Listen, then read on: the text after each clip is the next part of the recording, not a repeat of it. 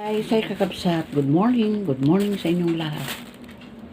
Eto guys, galing na kami ni Papa Raul sa palengke.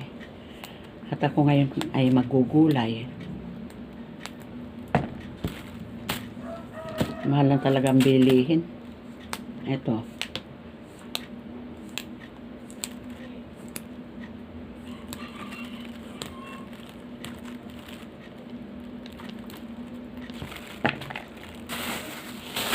At bumili na naman ako ng bulaklak ng kalabasa. Ayan.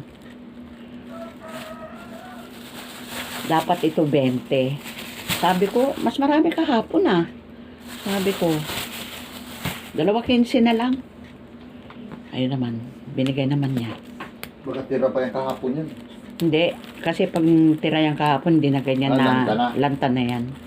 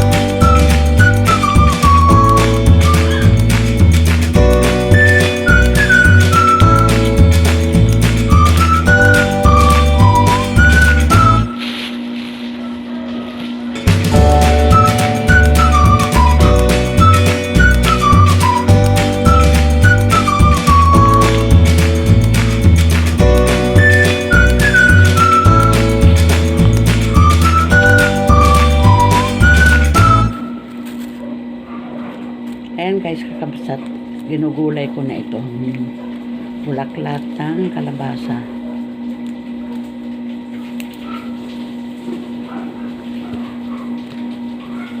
Kahit yata araw-araw ganito kalabasa, may kalabasa ang gulay na lulutuin ko, hindi ako magsasawa.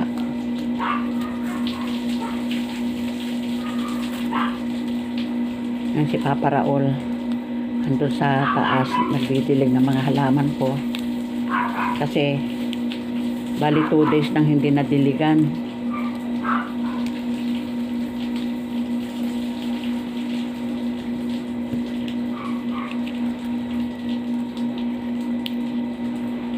Kaya ayun, nagdidilig siya.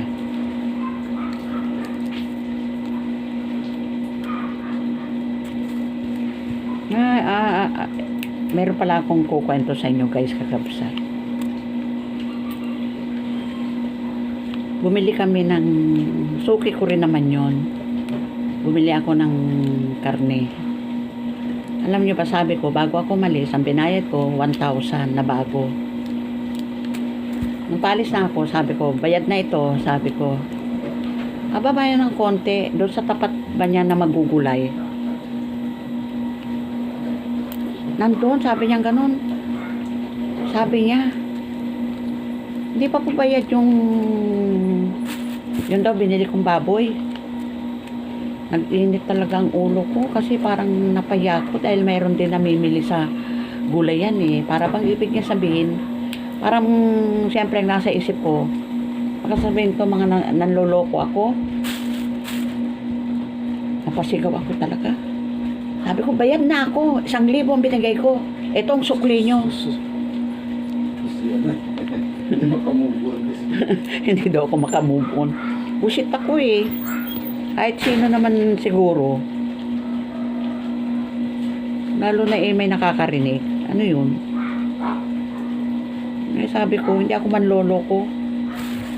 Hindi ako manloloko ng uulamin namin.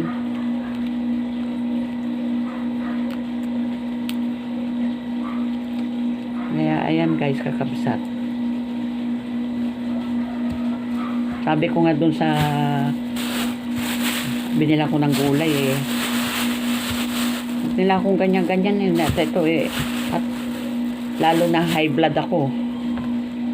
Madali akong ma-high blood. Madali akong magalit pagka ganyan. Pagkatapos nun, hindi pa ako talaga nakatiis. Pagkatapos ko dun sa magugulay, binalikan ko. Sabi ko, suki. Sabi ko, uli-uli naman. Tandaan mo naman yung nagbabayad at hindi. Sabi ko. Mapapahiya ako sa ginagawa nyo eh. Pasensya na, pasensya na, pasensya na. Tao lang. Oo, nagkuwang ka. Pero kahit nag-sorry ka, sabi nga, the damage is done. Kaya yan guys, ang nangyari kanina sa palengke. Yan guys, nakabili kami ng lato o arosep sa Ilocano.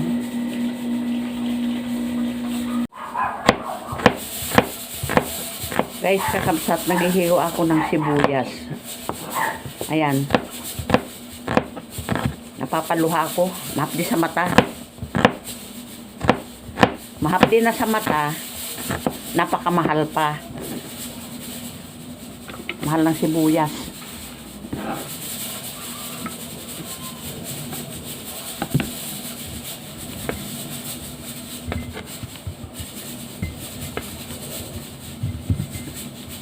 Ito naman, bawang.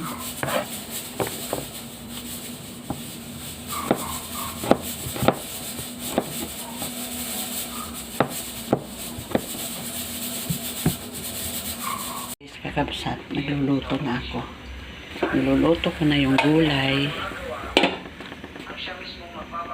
Guys, kakabsat, yung aking gulay na may bulaklak ng kalabasa.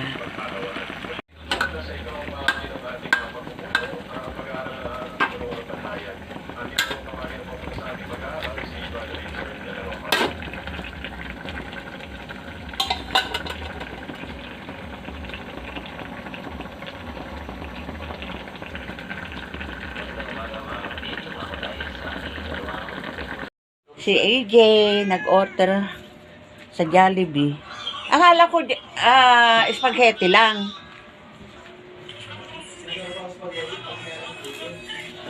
Ayun pala, may chicken pa. Ayan. Ba't mabilis pag sa Grab? No? Parang siguro sila inuuna no? Nakita mo pag nagpupunta tayo ng Jollibee, marami doon mga nakamotor. Kagabi kasi siguro madaling araw na kaya walang Yan, kasarap naman ang spaghetti. Ano, para ka nahilo? O, huwag kang kumain. laban. O, yan.